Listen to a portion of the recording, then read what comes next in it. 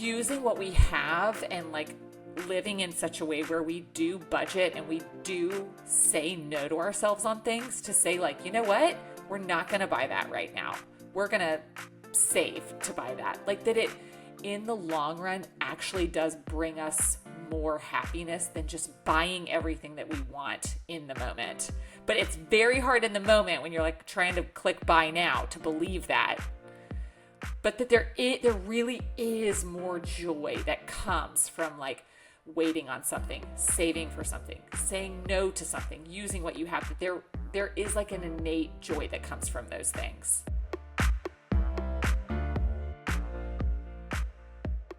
Maybe you've said things like, I wish I had a better, fill in the blank. For me, garage. Maybe you had, a better friend, more money. Maybe you wish you had a bigger kitchen. Let's be real. In this day and age, the comparison game is strong on Facebook and Instagram. Yeah. I have a hard time sometimes. It's like, ooh, that vacation looked better than mine. We're all looking at each other, and I think it, creates a problem. Yeah. So on the podcast today, we got Misty Jordan. Hello. Our producer, Sally Barton. Hello. And I am Mike Kenkel-Fritz. Our guest today is Kate Strickler. She is a mom of 4, author of I Just Wish I Had a Bigger Kitchen and Other Lies I Think Will Make Me Happy. That's a great title, by the way. Thank you. Welcome to the show, Kate. Yes, thank you so much for having me. You're welcome. Well, for those of us who don't know, you're the founder of Naptime Kitchen. It's an extremely successful online blog and Instagram page. Doing so well, you've been on Good Morning America, in Southern Living magazine. So share with us, how did this all start?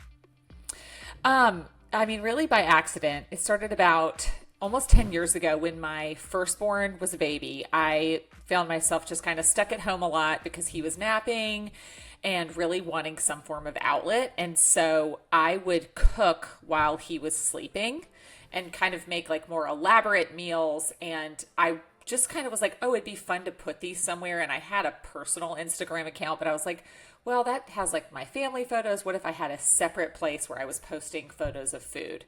And so I called it Naptime Kitchen because the tagline was like, while the baby sleeps, I cook. And I was, again, like I said, I had like lots of time on my hands. And so I would make like more elaborate things that took time. And then as I added more children, it's like an inverse relationship. Like with each child, the recipes got more and more dumbed down, more and more, how can I do this quickly? Yeah. But that was back when you would post like one photo and a caption underneath it. There was no reels. There was no like carousels of multiple photos. It was a simpler time on the internet. Oh, remember that? Yes. Oh, Vaguely. Let's just Man. take a moment. So far in the distance. yeah. Yes. The good old days. Hey, yeah, no kidding. So you talk about, you quoted, I guess it's attributed to Abraham Lincoln, and he says, I wish I had a bigger kitchen. Or no, he says this. Where is it? Oh, there it is. Abraham really wanted a bigger kitchen. Folks are usually about as happy as they make up their minds to be, which that's, when you really think about it, powerful statement. So how did that influence you and what you're talking about today? I think in large part, I realized pretty early on that a lot of what I was feeling, it was kind of like I was making myself the victim of like, oh, like these people I'm looking at these accounts, but it's their fault that I wish that I had more, or it's just making it like it's my poor me, when really, first off, not really poor me, because I have a great kitchen to start, but if it could just be a little bit more. But I started to realize so much of what I was feeling, I really did have the power to change. Like I could change my mind on these things through like real thought about them, like changing my actual attitude, and then through like practical action steps that would help me. In the book, I write about 10 different areas of I just wish statements and like practical ways that I could make up my mind to quit just wishing for something better than I had. Yeah, wow. And when you open your mind it's like, because you could stop at, I just wish I had a bigger kitchen and think, no, I've never done anything but boil water. This doesn't apply to me. But then I go through your table of contents and I'm like, oh, ow, I wish I had a better husband. We're going to get into the better husband part. Oh, whoa, wow. Great, Scott. I was Roger, like, plug your ears up. she went there. I was just like, this is just very real. I wish I had better friends. I wish I looked better. I mean, if you think that you can be excused from this conversation, I'm going to challenge you No, we're that all guilty. you're wrong. Yeah. So, and plus the fact that you have really allowed this to morph along with your lifestyle. As your kids have gotten a little older, you've just kind of taken this whole idea along with you on life's journey. Tell us about that. Yeah. Yes, because the book is really, it's come about in the last 2 years, but my Instagram page has been around a lot longer than that. And so I don't know, my Instagram has always just kind of been a reflection of the phase of life that we were in. And so, like I said at the beginning, it was like elaborate recipes, and I had one child, and then moving into having 2 children, and then 3, and then now we have 4. And the book really just goes into really more than the past decade, but just these different areas of statements that I have noticed myself feeling. But then also, because I had an online presence, every time I would bring something up, the influx of messages that I would get from people saying like, wow, I didn't know you felt that way too. Like, I wouldn't have assumed that you felt that way, or I feel that way too. I would get so many of them. And so I really started to see this pattern of like, okay, the things that I'm feeling and dealing with in young motherhood and raising children and in my own personal body, that like a lot of other people are dealing with these same things. Yeah. Yeah. And it does kind of continue with us. No matter what our age or stage is, this idea of discontent, which is what it boils down to for me. Yeah. Yeah. And that was, I think, what I just kind of had the gift of being able to notice, because I had an audience that was responding in such a way that I could say, okay, this like really hit a nerve. When I said this hit a nerve with people. And I remember the day that I shared this post about it was like my husband and I's anniversary, and we had gotten into an argument about a smoothie cup in the sink. And I had like left the smoothie cup in the sink to soak, because that's what you do, because then this, you like soften the stuff that's stuck in the smoothie cup. My husband had like finished the dishes 20 minutes earlier. So all he sees is like, okay, I had just finished the dishes and you have the audacity to leave this cup in the sink. Like, why couldn't you just put it in the dishwasher? And so we both have a reason for how we're feeling.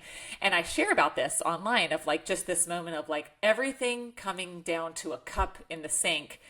And so many people being like, oh my gosh, thank you. Like, I thought my husband and I were the only ones that have these like small, silly arguments, or, these like little things in marriage.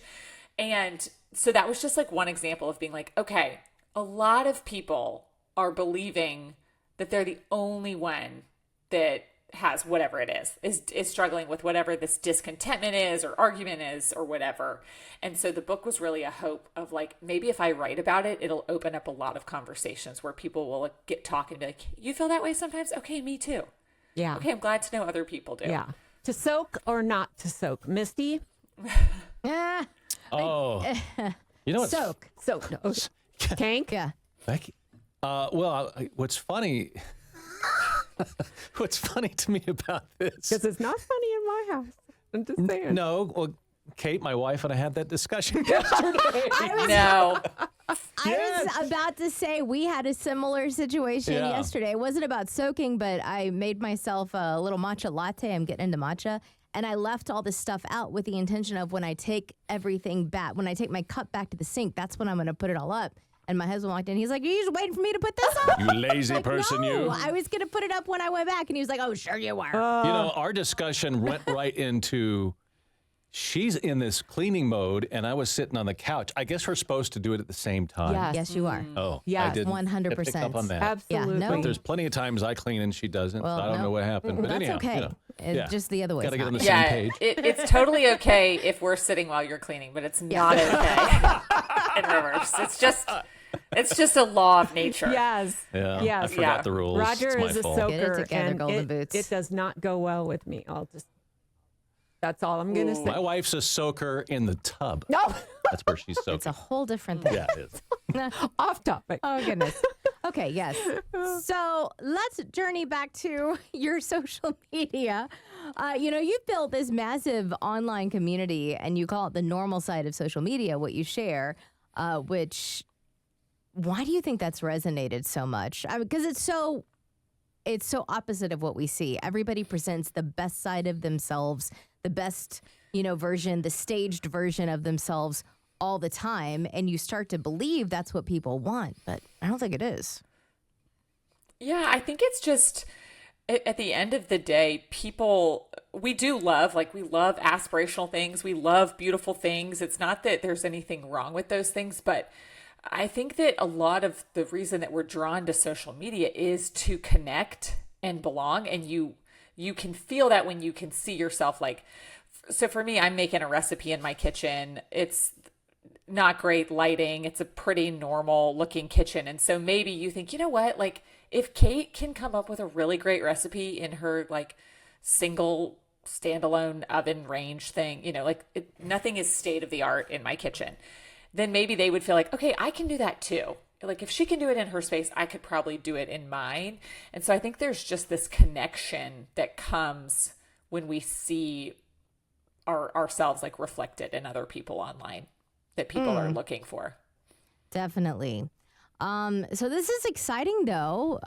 Your first ever book, I Just Wish I Had a Bigger Kitchen. And I love that it really kind of speaks to this feeling of discontent that we've already addressed. But I think women, especially when it comes to social media, I know, and I think Sally and I have both fallen into this trap because we love beauty YouTube.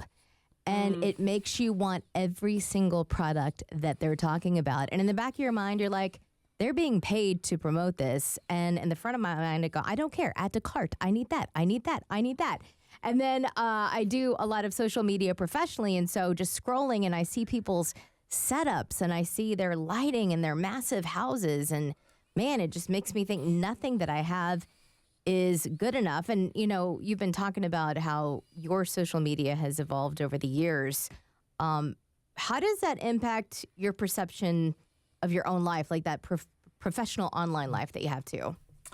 I think I have to be really careful to, I'm online, but to pay more attention to my real life than my online life. I think it just helps when I go out of my house and look around my neighborhood and it's okay, these are normal people, just trying to walk their dogs and, get in shape and go to the grocery store and send their kids to school. Everyone's doing a lot of the same things that I am.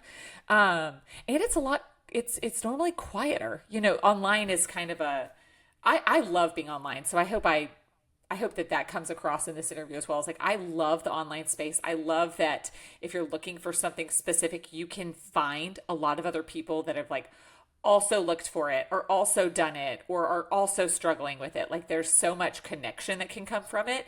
But I think you can also find yourself where if you're, again, if you love beauty and you're watching all these beauty videos, then you can start to think everybody is wearing this new incredible lip stain and I should be wearing this lip stain and I should have a highlighter stick. And then you go to your normal grocery store and you're like, there ain't a single person here wearing a lip stain.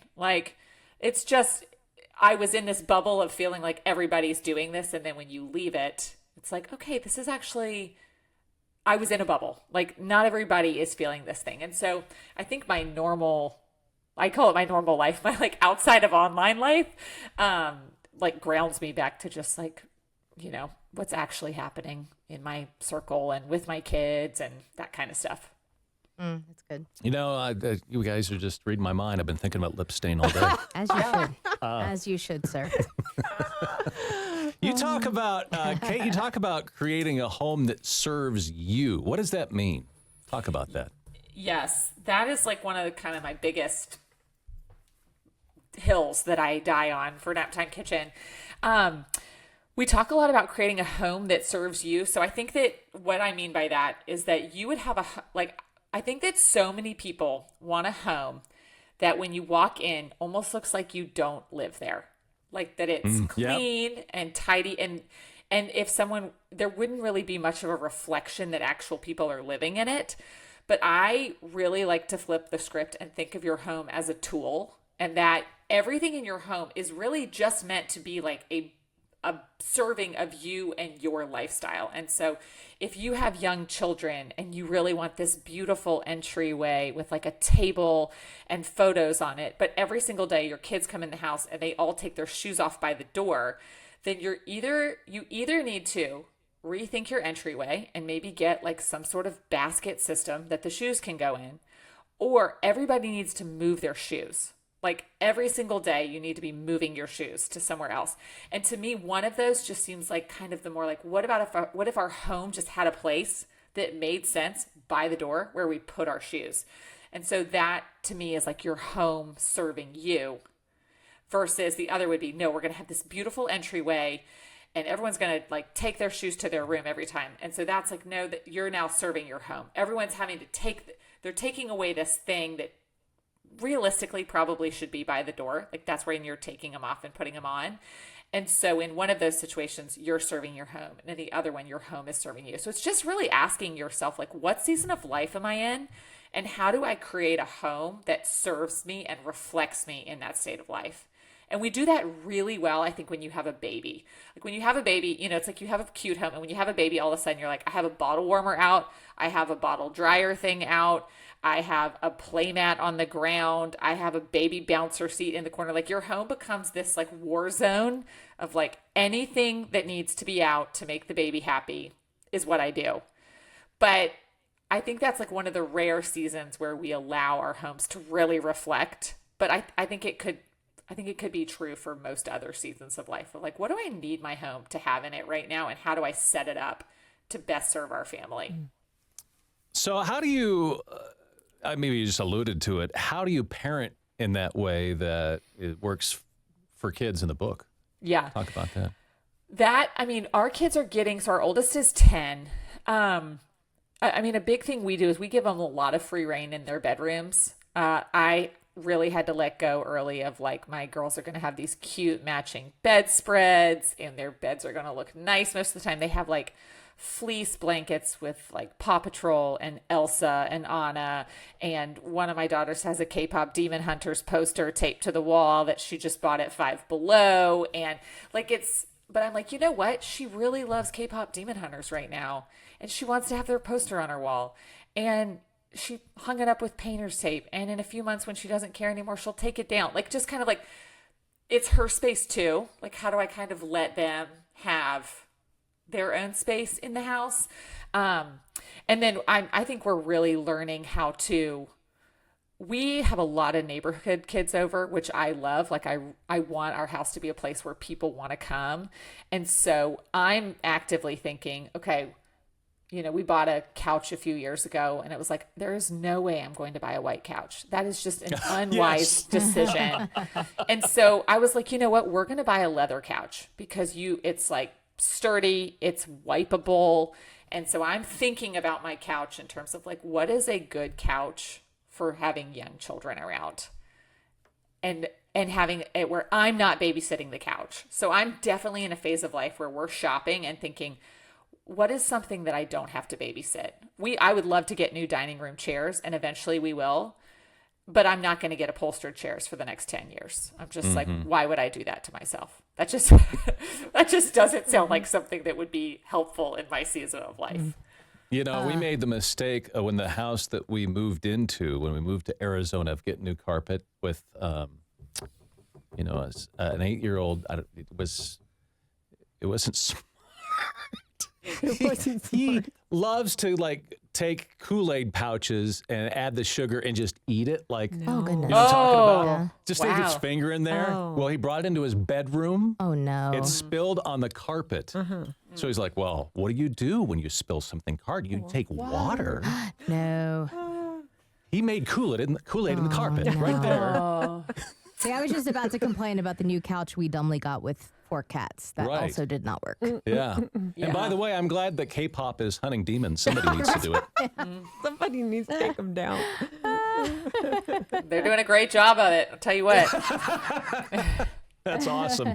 We're talking today with Kate Strickler. She's the author of I Just Wish I Had a Bigger Kitchen and Other Lies We Think Will Make Us Happy. I love this. I love that you took the bold step of really addressing the smoothie cup. And just have to go back there again because that comes from chapter 3. So thank you for not waiting long to get into I just wish I had a better husband. If there's anything that destroys marriage, and I've been married a long time, it is that thought that somehow you're being cheated out of what somebody else has. And you're missing the very thing that is right, literally, under your nose. I mean, smoothie cups in the sink and all. It just, it can be so corrosive in a marriage. So thank you for tackling this subject. I just wish I had a better husband, or translate it to I just wish I had a better wife. Let's just talk real life here. Why did you write this, and what are you hoping that we're going to take away from it? Yes. It's funny. I was asked by a few people, like, why did you write that? And I was like, well, how could I not? Yeah. Like, how could you not put this chapter in? Absolutely. Because I think it is very, and I would think for single people that would probably be like, I just wish I had that. Like, just this feeling that like a better husband or a better wife, or if you're single, I had that, like that would be the thing. Like if my husband were just more thoughtful, then everything in my life would be fulfilled. And I think that it's just an area where when you're living day in and day out with another person, you can very easily like start to focus on their flaws and think like that's the problem. If they were just more thoughtful, or you get online and someone's posted like a bouquet of flowers that their husband sent them for their anniversary, and you're like, my husband has never sent me flowers on my anniversary, or they went on a really nice trip. He doesn't take me on a really nice trip, like whatever it is, but it's just a very easy area for discontentment to kind of creep in and do a lot of harm. Yeah, in a absolutely. marriage. And to grow it. You know, I find that especially when women get together, the little naggy part that we can be infamous for can just come out.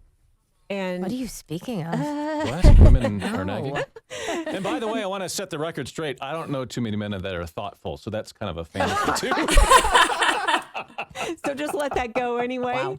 Yeah, exactly. I don't know if it's ever going to happen.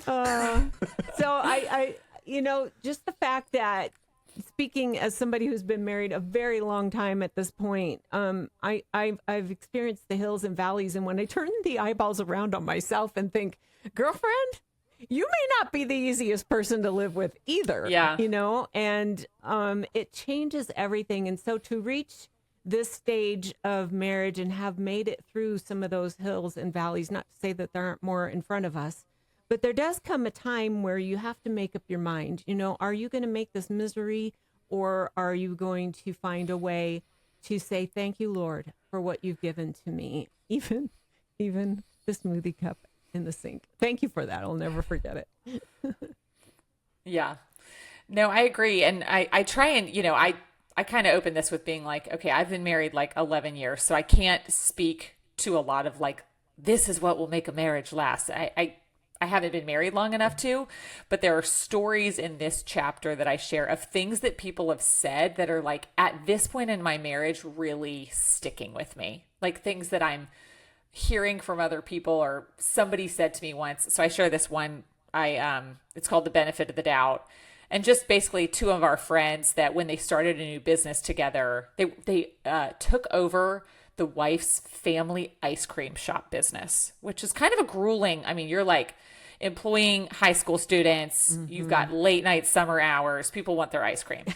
And the husband before had worked like a very, you know, like 9 to 5 job. So this was going to be a huge change for their family. And they decided, they just basically were like, we're going to give each other the absolute benefit of the doubt that any decisions we make in the next year, we are making from a place of like love and for this business to thrive. So if the husband misses dinner, like she's not going to assume that he doesn't care. She's going to assume he has to because like they need to figure out the books, like whatever it is. Or if she has to miss something because an ice cream scooper called out of work, he's going to assume like she has to do that for the sake of the business. Somebody needs to be there to scoop the ice cream. Just this like deep, we're going to believe the best about the other person. And I was like, wow, how often do I make up an entire narrative that does not believe the best about my husband? That I'm like, he's running late from work and I'm like, I bet he was late on purpose. I bet he just doesn't. He's trying to miss bedtime. I bet that he probably is stuck in traffic on purpose, And it's like nothing, there's no evidence to support that theory, but it's like, I'm just choosing not to believe the best, which is like, he probably would love to be home right now and is frustrated that he is stuck in traffic. Like just showed me a lot of like things that I do in marriage that just fritter away at it. Yeah, just kind of hearing quietly, from other people right? and learning. Yeah, yeah. You have to stop yourself literally and go, oh. And somebody did that for me a couple years ago. Well, probably more like 15 years ago. They stopped me, coworker, and said, "You and Roger seem to be so nice to each other." And I was like, yeah. But it made me stop and think. Oh yeah, that's a choice. And I'm sad to say they are no longer married, but somehow we're making it. And I've just never forgotten that you're just nice to each other. yeah. Yeah. So Yeah. I really appreciate that you wrote that chapter. Thank you. Yeah. I mean, I wish I could relate. I'm pretty much the perfect wife, and I'm super easy to get along with. Sorry, Misty. Of course you are. Never cause my husband any stress. That sounds so you. Right? They're laughing because that's the opposite of me. Well, no, but you were talking about the comparison, and I was thinking I'm going to go back to that for just a second because I used the first Christian radio station that I worked at. I did a segment with a pastor. Where people would call in and ask questions. Now, my husband was not raised the same way that I was, and I'm very fortunate. I was raised in the church, and I was raised, most importantly, to have a relationship with Jesus. He was taught that once you're baptized, you go do what you want, and so he loves Jesus the best way he knows how. But I found myself every time I did a segment with this pastor, I was like, why can't my husband be like this? Why can't my husband be spiritually like, comparing him to a pastor, which is really the most unfair comparison I could have made. So yeah, you can get into dangerous territory pretty quickly instead of just going, you know what, like, let's lead by example and let me show, but instead I show the worst side of myself, and that's not a great representation of Jesus. But yeah. And you've read thousands of messages and comments from women who are caught in this comparison trap, and not just with their marriage, obviously with other things too that we've talked about. And you want people to take this journey that you have to love the life that you already have. So how do we practically approach this battle, so to speak, for joy? Because it is a battlefield. Mm-hmm. I would probably be like, I'd probably go a step deeper and be like, tell me more about what the area is, because I think that there are a lot of great blanket statements that would be like, just be grateful for what you have. And there's nothing wrong with that. But for me in these chapters, I really tried to go a little bit deeper and more specific in each chapter. And so like in the home chapter, like the bigger kitchen is really a reflection of the home. I give some like practicals at the end, and I talk about like the mindset shift of changing from my home is a museum to like my home is a tool that my family is actively using, and how I think when you start to use it, you actually start to love it more. And another like practical I give in that chapter is if you go back, and I stole this from Kelly Hampton online, who is a friend online, but she did this exercise where she went and watched all of her favorite like movies and shows. And when you watch them, if you take note of the kitchens, they're normally like very warm. There's like photos on the fridge. There's a toaster out and food on the counter. Like it's online kitchens can be very like beautiful, nothing on the counter, very clean, very aesthetic. But when you watch the things that like bring you comfort and were warm. And, recently I was thinking about with Diane Keaton's passing, thinking about the movie, The Family Stone. And that movie, it's like the whole family comes home and her kitchen is just, it's wonderful, but there's stuff on the counter. There's coffee mugs. Like, it's just a very lived in space. And so in that chapter, I just tell people, like, go and watch your favorite shows, your favorite movies, and just think about, like, what about these homes do you love? And what are you trying to force your home to be that's actually, like, maybe not super warm? That's not like this cozy thing that you're searching for, but you think that it comes through like super clean countertops and a fridge with nothing on it, when really, like, that's not even what you enjoy, if that makes sense. So each chapter, I guess I go into some like really nitty gritty practicals of like, how can you think about this differently? How can you work through this differently? I think she's using like our that. word intentional. I think she is. The big word around here is being intentional. Well, yeah, and I mean, you're right, and you've said it so many times, but it is a choice. I ran across, because I really struggle with a love of stuff outside of makeup, just stuff, and I want, and you would think after all this time I would have learned the second I get something I want, I don't want that anymore. I want this now, and I'm just constantly on this chase. Which, I mean, let's face it, you're trying to fill that God hole anyway. But I ran across this video just a couple of days ago where it was, this guy, and he's like, man, I really can't stand the way my house looks. And then it cuts to somebody in a third world country sleeping on a dirt floor. Man, I can't believe I have nothing to eat. And then somebody digging through the trash. And it's like, I have got so much. Why am I constantly on this search for something else? And I was like, I got to make this choice to be happy with what I have, because I really have an overwhelming amount of things. And even I was talking earlier about getting into matcha. I wanted to make a little matcha station, and I immediately go to Amazon. What can I get to? And I was like, you have all the stuff you need right here. And so I got some things together, and I made my little matcha station, and it's beautiful, and I love it. I didn't have to spend any money. And I'm like, I'm going to find contentment in what I have right now. So I love that intentionality, because, yeah, you do have to. And Sally talked about it earlier, we can get together and we can not only bicker, but compare. And what do we want? So how do we shift the conversation with ourselves and with others to aim it towards contentment with what we have? Yeah. Well, I think kind of what you were saying with the matcha station, I think that our hearts love creation. Like, we love to create. And I think we believe we love to consume, but when you actually like put your hands down and create something, there's so much more joy. So I really think that you're like using things that you have to make a matcha station will actually bring you more happiness than ordering this like pre-made little matcha station that you then sit on your counter. Like, I think there was something where you got to be creative in it that actually is more fulfilling, and you will enjoy it more because you made it your own with what you have.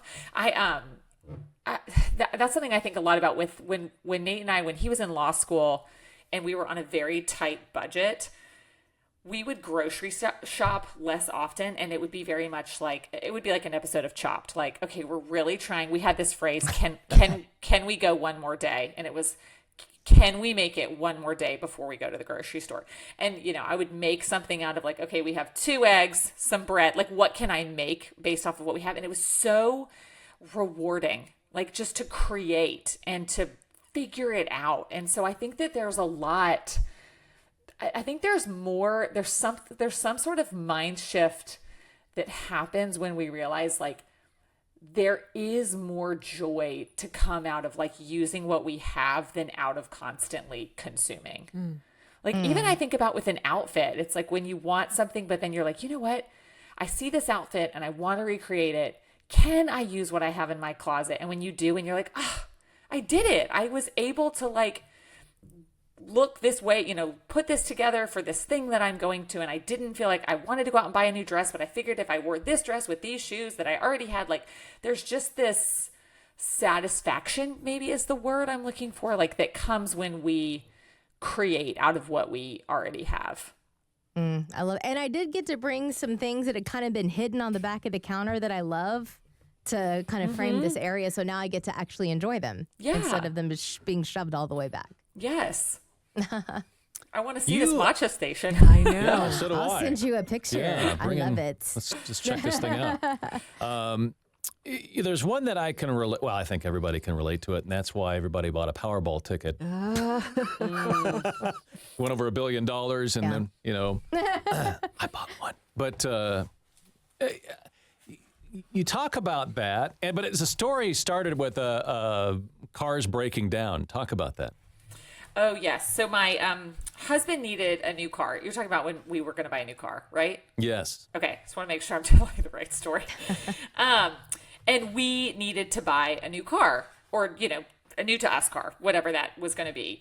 And I just remember thinking, what kind of car would we buy? And like, what does that type of car say about us? And thinking a lot about, would I buy a brand new, like Honda or Toyota, or would I instead buy a used BMW or something, because those are luxury cars? And like, what does luxury say about me? And just this preoccupation with labels and wealth and status, and like, ooh, will I look nicer if I'm driving? Nobody knows if I've bought the Lexus new or if it's just new to me. But if I buy a Lexus that's 5 years older than basically the same car because it's owned by Toyota, but the Toyota version of it, just this thought of like, oh, what does wealth and status say about me? And then also, what are my values there? What do I want those things to say about me? And a lot of just conversations that Nate and I have had about like,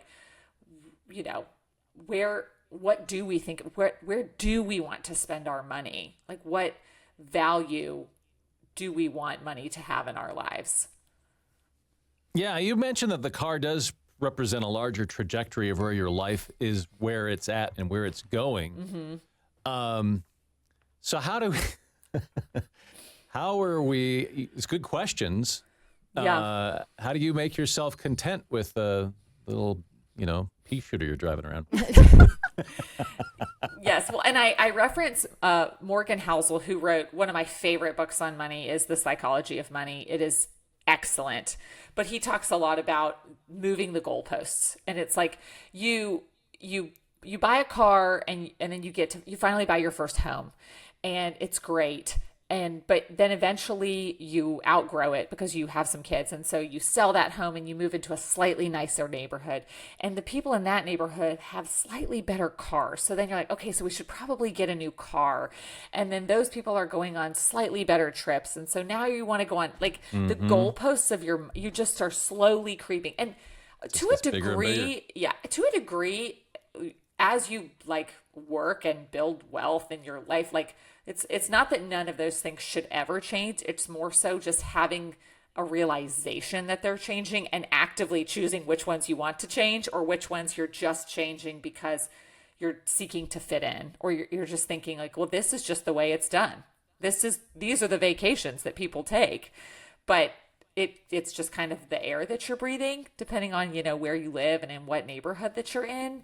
And so I think that it's funny because at the end of this chapter with the money analogy, I'm laughing because it kind of goes back to the matcha. We keep going back to the matcha station. I love that. But and we know this has like been studied, but there is like a certain degree of wealth that once you hit it, wealth over that number doesn't actually bring more happiness. We just think it will. And I think that with the goalposts moving, we just really believe that a little bit more would make us happier, that buying the new matcha station would make us happier. But it's like using what we have and like living in such a way where we do budget and we do say no to ourselves on things, to say like, you know what, we're not going to buy that right now. We're going to save to buy that. Like that it, in the long run, actually does bring us more happiness than just buying everything that we want in the moment. But it's very hard in the moment when you're like trying to click buy now to believe that. Yeah. But that there really is more joy that comes from like waiting on something, saving for something, saying no to something, using what you have, that there is like an innate joy that comes from those things. I think that's something that my wife and I say, and I think it's good to remind yourself of this. And if you don't really know if it's the case or not, but when you see people with a lot of stuff, I say to myself, I'd rather have money in the bank. And my wife says the same thing. And we'll say it to each other. Yeah. We don't know whether they're leveraged to the teeth or not. But that helps me think, it calms it down, I guess you could say. And because really when you think about it, if you got a lot more money in the bank, well, that just feels better. Yeah. It just does. Yeah, there's a guy that does like he lives on a very strict budget. Now he goes to the extreme where he is wearing shorts with holes in them and reusing floss. Wow, that's impressive. We got to draw the line somewhere. Yeah. Exactly. Yeah, so I wouldn't go as far as him, but he does say, when people say, isn't it miserable being so cheap? And then he shows all these experiences he gets to have because he has the financial freedom to do so. Yeah. So, you're trading one thing for another. But you know what? Yeah. Take care of your teeth. Please do. Please do not reuse floss. Yeah. You can get that at the dollar store. Yes. You don't have to take a loan out for the no monthly payments there. Something else I relate to so well is look at me, I'm always a fidget. I'm always thinking of projects and things that I could be doing. So I always think, well, I wish I had more time. And you sum that up and talk about one of my deepest fears is that I look back 20 years later and realize I didn't use my time well. Ouch. Oh my goodness. That should have Sally Barton written all over it. Because it keeps me from doing things. I mean, I kind of find myself frozen then. Like, I don't have 3 days to go fix this or that or the other thing.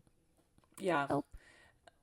Well, time is one of the ones in the book too that I feel like I want to give myself the most grace for because time is ticking right now. Like seconds are going around that minute hand and the minute hand is going around the hour hand constantly.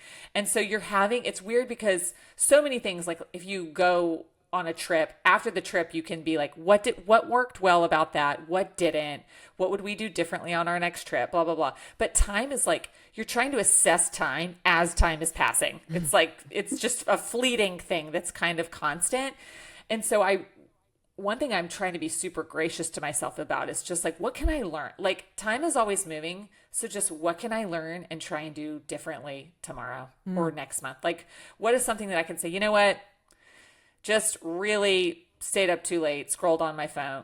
How can I just aim not to do that tomorrow? Or didn't pay good attention to my child when they were trying to tell me a story, really missed out on that opportunity. How can I aim? It's I want to redeem time by just learning from it. And so how can I just hope to do that better in the future? And so I don't know, it kind of sounds like maybe yours is you just got to start one of those projects. Yeah. I think you're right.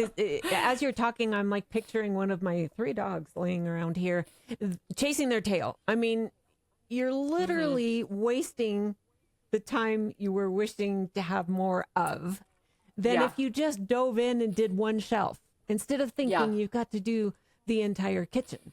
It's just not realistic. And so then nothing happens. So, I appreciate that you included that as well.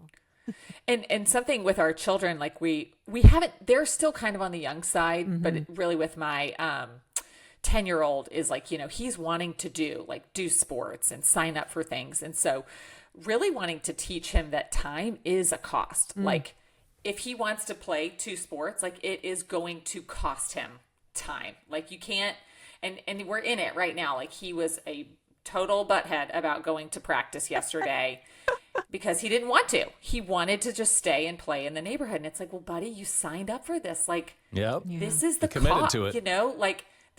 This is the time that this is the cost of what you decided to do. And so just to help them see that time, it's really not, it's we say time is free. Everybody has the same amount of time, but it's really not free, that you want to weigh what you are giving your time to. And great words of wisdom, Kate, because you're going to have to drive him. Well, cost for you too. So Yeah, exactly. true. Yes. Yes. I love your chapter. I just wish I had control, because you talk about being in this constant state of waiting for something terrible to happen, which that is where I live. I don't want to. How do we get our mindset out of that? Because I do believe in this world. I mean, the world is constantly giving you things to worry about. The chaos of our lives, the busyness of our lives.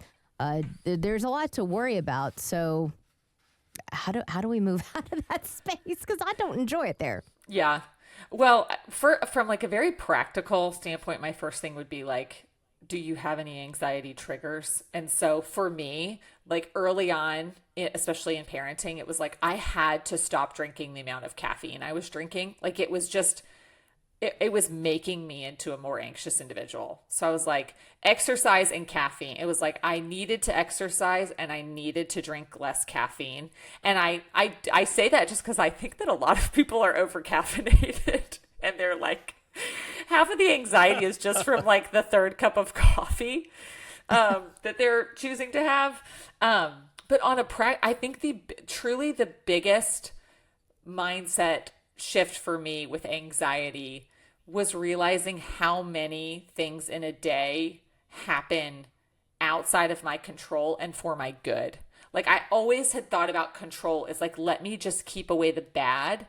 But so many things happen all day long that I am not controlling that are good. Like my kids getting to school safely and the person across from me staying on their side of the lane when we're on a 2-lane road. Like there's so many things happening that are pro, and I'm instead focusing on like the 0.001 chance of something bad, but not realizing how many things are going right all day long in order for me to like make it through the day. I like that. Unfortunately, waking up is my trigger. We gotta find another way around that. I did this. There was like, I wrote about it in the book, but it was like, it's kind of a morbid analogy, but I was very much stressing. Nate and I were getting to go on this really special trip to Italy with part of my family. And I was stressed about flying. I was very anxious about flying. And I was in like a small group, and one of the girls said, but what if you chose not to go? And like the very same day you would have been flying there, you got in like a terrible car accident. And good point. So funny, but for some reason, it like was a light bulb moment for me of like, that would just as likely happen. Like, why? Like, I'm so hell-bent on figuring out how to control this, but something about being like, whoa, I really can't control this. Like, just let me put my hands up. I'm like, oh my gosh, you are so right. Like, why would I think like, okay, if I stay put and then just live my normal life for a week, I'm going to be that much safer. Or it's like, that's actually just, it's like a false reality. You know? And statistically, I think that you have a greater chance of getting in a car accident. Yes, it's true. Yeah. It is true. Yeah. It's, you know, but the one we do all the time, so we think we have control, and the one that we do more rarely, we feel like is completely out of our control. But really, like getting behind the wheel of a car is what, like I said, the fact that the other car stays on its side of the lane is just God's grace to us. That, you know, that every day we're putting ourselves in that situation. Hopefully I didn't spike your anxiety with that, but there is someone's something. not going to fly. Yeah.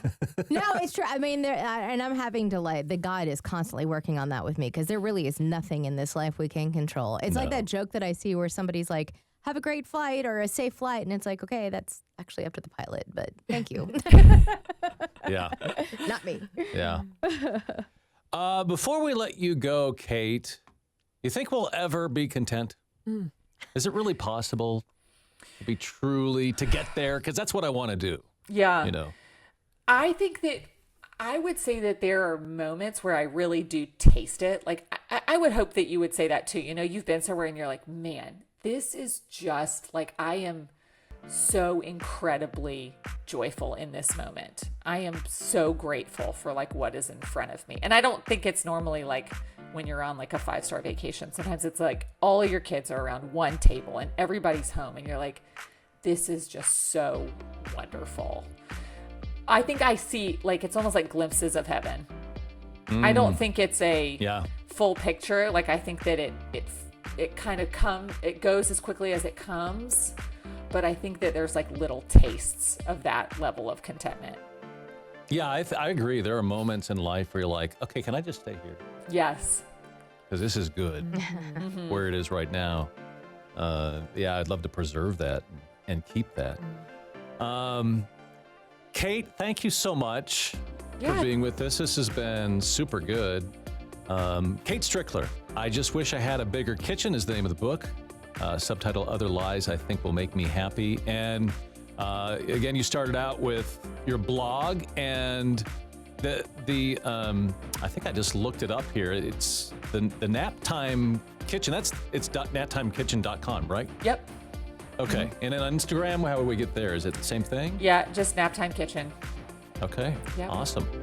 All right. Well, thank you for hanging with us today. Yes, thank you so much for having me.